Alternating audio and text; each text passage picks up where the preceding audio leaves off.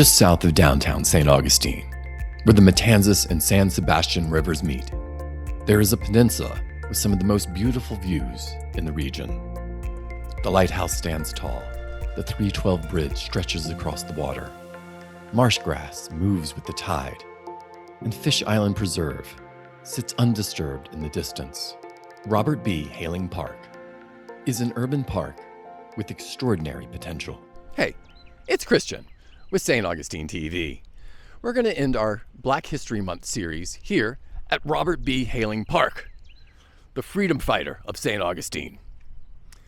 And this is also going to tie in with our current series on St. Augustine city parks. Let's go check it out. Let me be honest right now. It's basically just an asphalt loop. No shade, no places to linger, no native landscaping, no reason to stay longer than your Fitbit requires. A few joggers, a couple of dog walkers, maybe a cyclist squeezing in that extra mile, and that's it. But this place could be so much more. To understand what this park could be, start by understanding the man it's named after.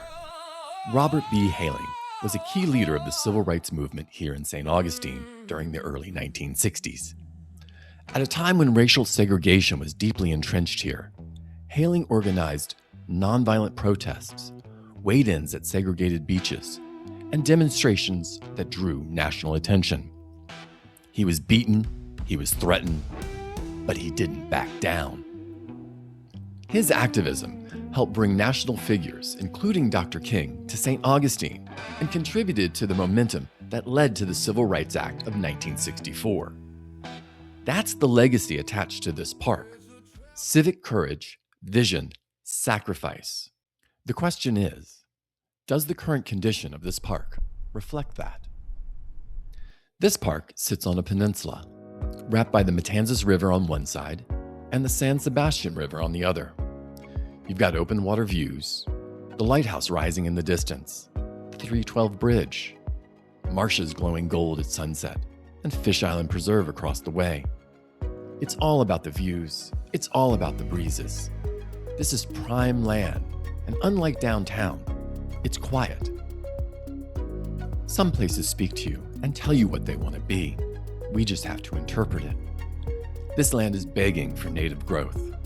Imagine live oaks arching overhead, palmettos filling the understory, Sabal Palms swaying in the river breeze, magnolias adding fragrance and shade, a meandering loop path, not just asphalt baking in the sun, but shaded, dappled light filtering through the canopy, places to sit, a couple of simple shade structures, picnic tables oriented toward the water, benches positioned for sunset.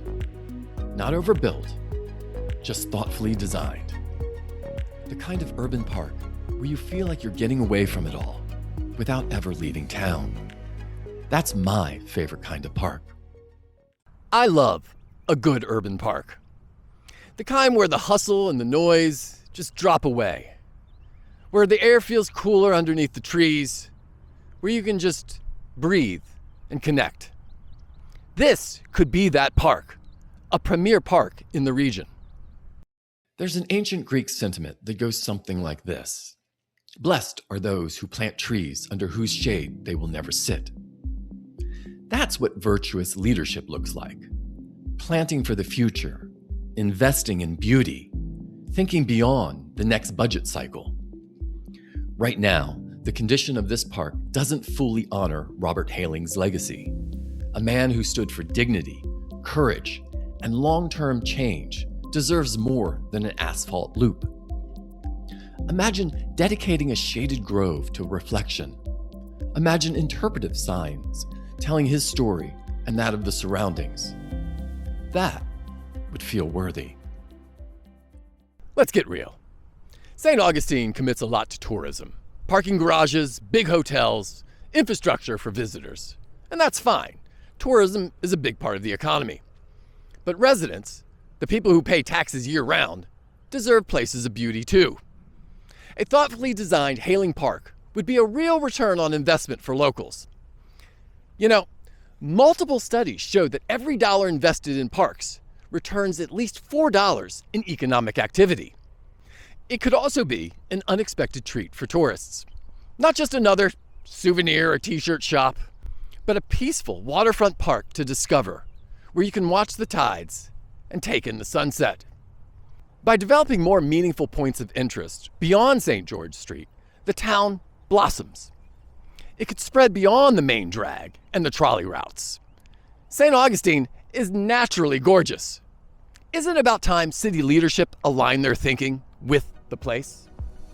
Again, imagine a shaded loop trail, children flying kites in the breeze, couples picnicking while watching the lighthouse glow at dusk, someone seeking solitude and recharging, interpretive panels honoring Robert Hayling's courage and the natural landscape, a space that feels calm, intentional, and beautiful. Still simple, still open, still breezy, but alive. Right now, this park sees a few joggers, dog walkers, and cyclists extending their route. But it could be the premier waterfront park in the region. It could honor a civil rights hero properly. It could nourish residents. It could surprise visitors. It could remind us that growth isn't just concrete and parking decks. Sometimes it's planting trees and trusting that someone else will sit in the shade. St. Augustine is beautiful by nature. Maybe it's time the city parks reflected that. Hey, thanks for watching. For more local history and content, don't forget to like and subscribe.